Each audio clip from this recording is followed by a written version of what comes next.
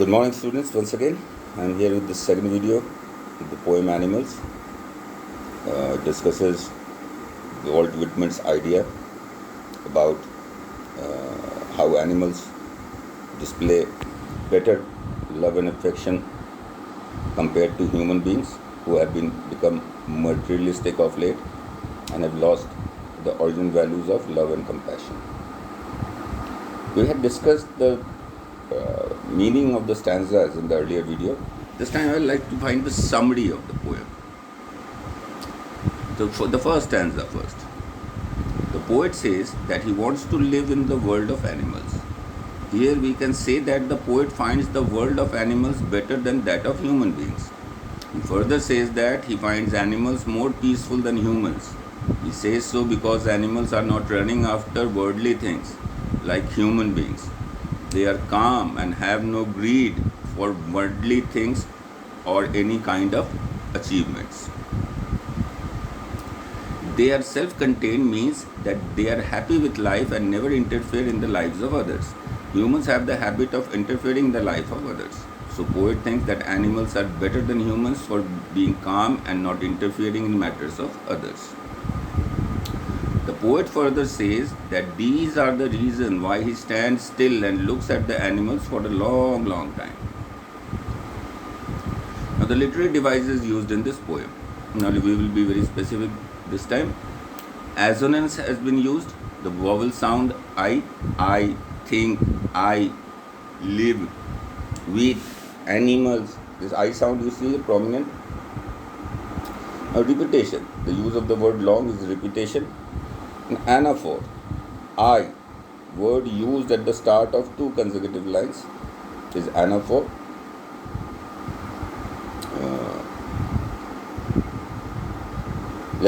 Coming on to the second stanza.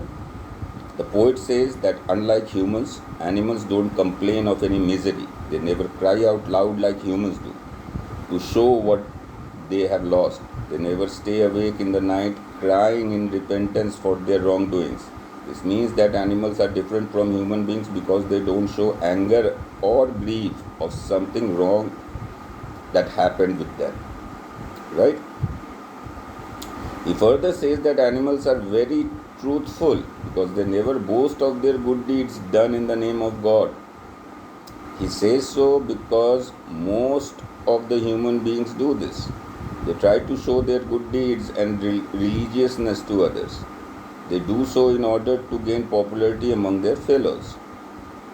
So poet thinks that animal never irritates him by doing such things just to gain some praise from their fellow people.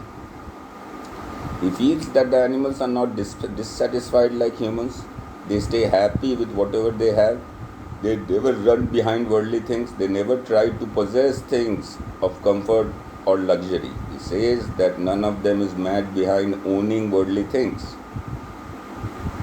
Now let's come to the literary devices. Anaphor, use of repeated words at the beginning of the two or more consecutive lines. They do not is the word that has been used. Then a metaphor has been used. Sweat and wine refers to the cries and complaints of human beings.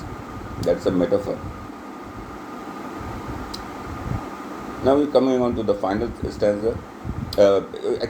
Second stanza continued. Here the poet says that he has never seen any animal showing his devotion to anyone by bowing down in front of the person. They never do so even for their ancestors. They do not show devotion towards God like humans do. No one among them is more respectable or important as we have in human society. The human beings, rich people are generally given more importance and are treated with more respect as compared to the poor. But in the society of animals, they never do so. They never give more or less importance to any other animal. Everyone in the animal world is happy. They are not like human beings who find themselves the happiest or the saddest person on earth. Further, the poet says that animals are more honest in showing their relations with other animals. Here he wants to say that animals use other animals as their food, as they never try to hide this. Right? Whereas human beings show that they have a nice and friendly relation with others, though they the reality is opposite. The poet says that he accepts the fact that animals are true towards showing their relation with other animals. Now, literary devices metaphor, the inner qualities of human are referred to as tokens. That's the metaphor used over here. So at last the poet introspects himself and says that from where the animal got those good qualities. He further questions himself that where his own good qualities are gone. Did he left them or had carelessly lost them somewhere? The qualities that were found in human beings in the past, like innocence, kindness, truthfulness, are now seen in animals. He wonders that humans gave up these qualities and they have been passed on to the animals. Now let's see the question answers of the chapter. First one, notice the use of the word turn in the first line. I think I could turn and live with animals. What is the poet turning from? The poet is turning away from living in the world of human beings. He finds animals more placid and self-contained, and therefore he wants to live with them. Mention three things that humans do and animals don't. The three things that humans do and animals don't are as follows. Humans complain and cry about their miseries and sorrow they face. Humans lie awake in the night thinking about their wrongdoings. Humans also keep telling others about their religious duties toward God. Now the last question.